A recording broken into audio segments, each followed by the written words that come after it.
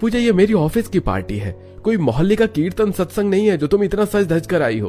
अरे कुछ वेस्टर्न पहन ली थी, वहां पार्टी में सबने वेस्टर्न कपड़े पहने होंगे और तुम बिल्कुल बहन जी बनकर जा रही हो। आपको तो पता है कि मेरे पास एक भी वेस्टर्न कपड़े नहीं है और मुझे इस तरह के कपड़े पहनना पसंद भी नहीं है। इन कपड़ों में क्या बुराई है? तुम्हें समझाना और भैंस के आगे बीन बजाना दोनों एक बराबर है। पंकज पूजा से काफी चिढ़ जाता है, लेकिन वो उसे ज्यादा कुछ नहीं कहता। थोड़ी देर बाद जब वो सभी पार्टी में पहुंचते हैं तो पंकज के दोस्त पूजा को देखकर, वैसे पंकज तुमने तो कहा था कि तुम्हारी वाइफ यहाँ शहर की है, लेकिन इन्हें देखकर तो लग रहा है कि ये कोई गांव की देसी छोरी है, बस बालों में गजरे की कमी रह गई है। सोनम की बातें सुनकर पंकज के सभी दोस्त हंसने लगते हैं, जिससे पंकज को काफी शर्मिंदगी महसूस होती है।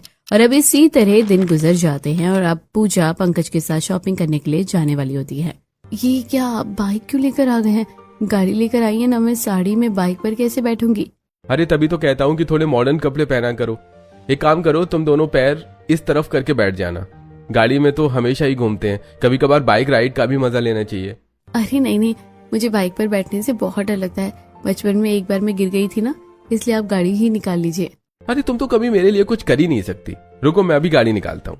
इतना कहकर पंकज अब गाड़ी निकालता है और अब वो दोनों एक बड़े से मॉल में शॉपिंग के लिए जाते हैं, जहाँ पूजा बस अलग अलग तरह की सुंदर साड़ियाँ और सूट ले रही होती है।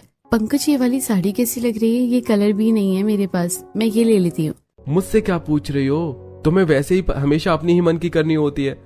लो जो भी लेना है, मैं तब तक बाहर हूँ, जब शॉपिंग हो जाए तो बता देना, जाकर बिल भर दूंगा। वैसे तो पंकज और पूजा में काफी ज्यादा प्यार था, लेकिन कभी कभी पूजा की कुछ हरकतों से उससे वो चिढ़ जाया करता था। इसी तरह अब कुछ दिन गुजर जाते हैं। मैं ऑफिस से आकर पंकज जिम गया होता है, तभी उस जिम में शॉर्ट जिम वेयर पहनकर कनिका आती है, जो कुछ समय पहले ही दार्जिलिंग से अपनी जॉब के चलते वापस इसी शहर में आई होती है, लेकिन उसने अभी तक पूजा से कांटेक्ट नहीं किया था।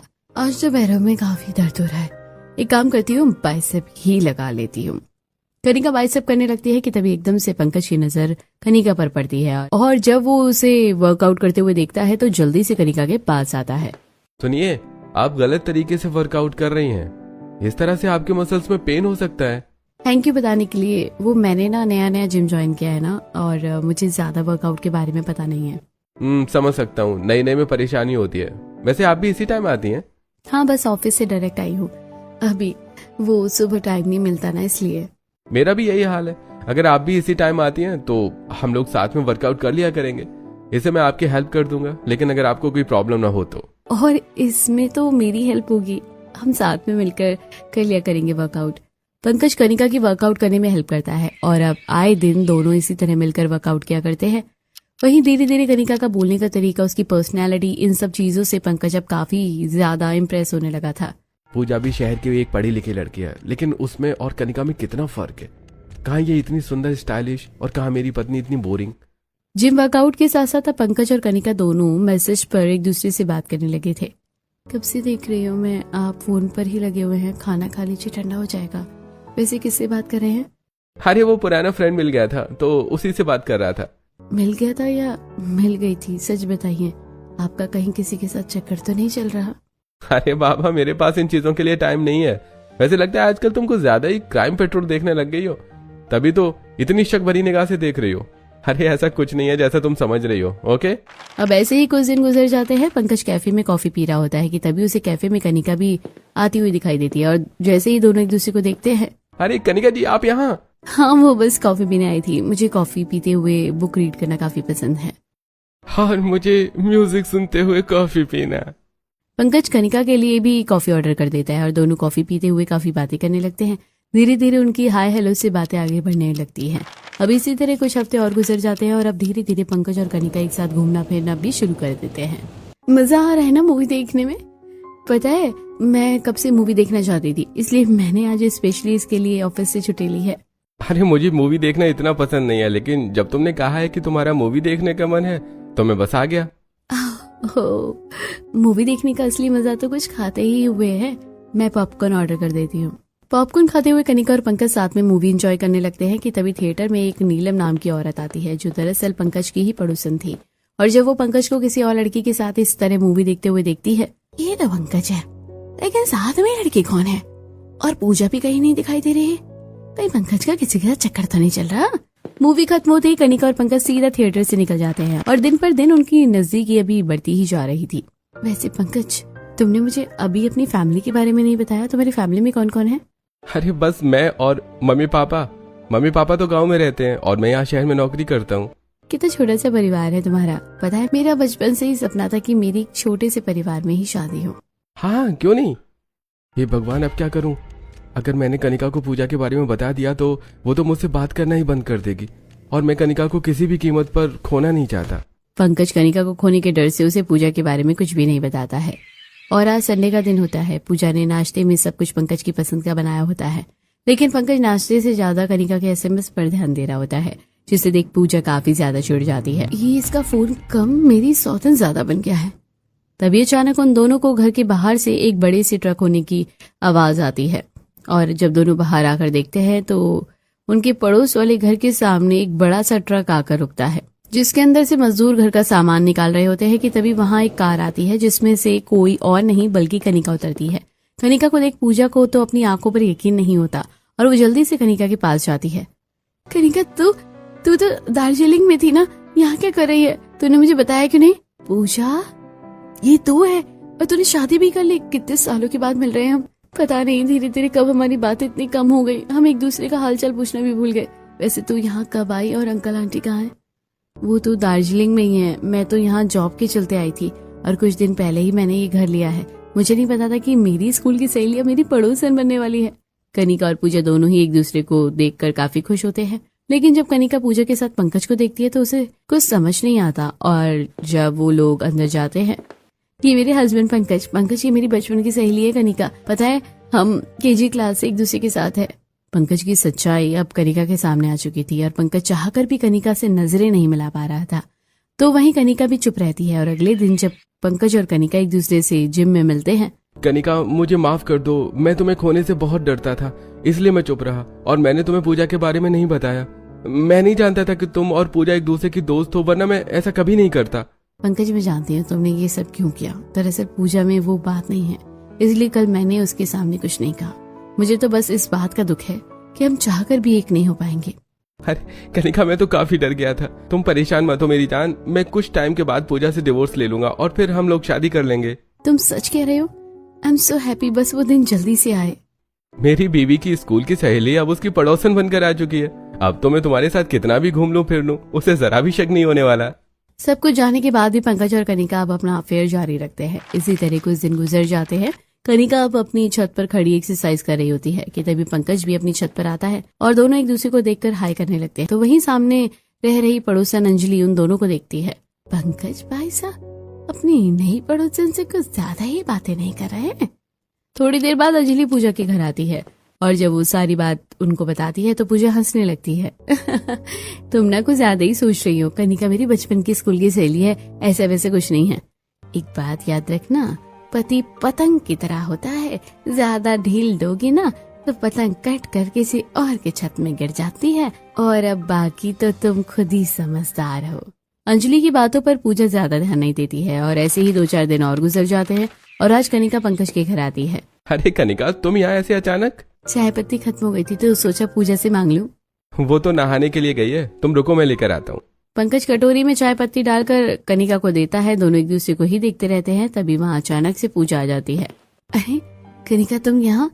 हाँ, वो बस मैं चाय पत्ती लेने के लिए आई थी। अरे हाँ, चाय पीने का वक्त भी तो हो गया है। अब तुम जाकर क्या ही बनाओगे? तुम रुको, मैं हम तीनों के लिए चाय बना कर लाती हूँ। एक तरफ पूजा किचन में चाय बना रही होती है तो वहीं दूसरी तरफ कनिका और पंकज नैनो से आशिकी लड़ा रहे होते हैं। ऐसे ही कुछ दिन गुजर जाते हैं। मैं जब जब इसे पढ़ती हूँ तब तक मेरा खून खौल उठता है।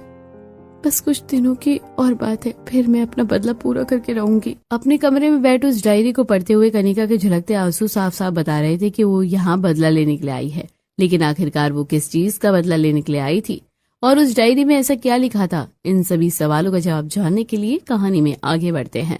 अरे आप इस वक्त कहाँ जा रहे हैं? रात के 10 बज रहे हैं। कनिका का मैसेज आया था, उसे लाइट लगवानी थी, वही जा रहा हूँ। आ रहा हूँ 10 मिनट में। इतनी रात को अपने पति का यूं ही अपनी सहेली के घर जाना पूजा को थोड़ा अजीब लगता है।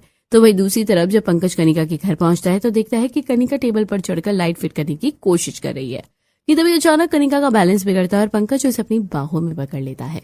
आराम से मेरी जान, अभी तुम्हारे नाजुक पैरों में मोच आ जाती। पंकज ने कनिका को पकड़ा ही होता है कि तभी वहाँ एकदम से पूजा आ जाती है, जिसे देख अब जल्दी से दोनों नॉर्मल हो जाते हैं। पूजा, वो कनिका गिर रही थी ना, तो बस उसे ही पकड़ा था। हाँ वैसे अच्छा हुआ तू आ ही गई है, मैं कॉफी बनाकर लाती हूँ, तू बैठ। पूजा को थोड़ा शक होता है लेकिन वो इस बारे में ज्यादा नहीं सोचती और अब ऐसे ही दिन गुजर जाते हैं और आज पंकज कनिका को लेकर मॉल आता है। तुम हमेशा मेरा साथ दोगी ना? मैं जानता हूँ मैं पूरी तरह से परफेक्ट नहीं हूँ, लेकिन मैं तुम्हें खुश रखने की हमेशा कोशिश करूंगा। जब तक तुम अपनी आखिरी सांस नहीं लेते ना, मैं तब तक तुम्हारे साथ रहूंगी पंकज। क्या कहा? आखिरी सांस? थोड़ा यूनिक डायलॉग था पर अच्छा लगा सुनकर। कनिका की बात को पंकज मजाक में टाल देता है और अभी इसी तरह कुछ और समय गुजरता है। पूजा सामान लेने के लिए बाजार आई हुई थी कि तभी उसे बाजार में कनिका और पंकज एक साथ गोलगप्पे खाते हुए दिखते हैं, जिसे देख पूजा उनके पास आती है। अरे तुम दोनों यहाँ, लेकिन ये टाइम तो तुम्हारे ऑफिस का था ना? हाँ लेकिन आज वो मेरा हाफ डे था तो इसलिए मैं यहाँ आ गई और पंकज को भी कोई सामान लेना था तो वो मुझे यही मिल गई। भूख भी लग रही थी तो सोचा गोलगप्पे खा लेती हूँ। वैसे तुझे अपने स्कूल के दिन याद है कैसे हम कोचिंग के बाद गोलगप्पे खाने के लिए जाते थे? वो दिन मैं कैसे भूल सकती हूँ, और विवेक हमेशा पिक करता था। कनिका पूजा को अपनी बातों में उलझा लेती है और बेचारी पूजा आंखों के सामने सच्चाई होते हुए भी उसे समझ नहीं पा रही होती है। ऐसे ही कुछ समय गुजरता है। पूजा बालकनी में कपड़े सुखा रही होती है कि तभी वो देखती है कि उसकी सहेली अपनी बालकनी में खड़ी होकर किसी से बातें कर रही होती है, तो वहीं पंकज भी रूम में किसी से कॉल पर बात कर रहा होता है।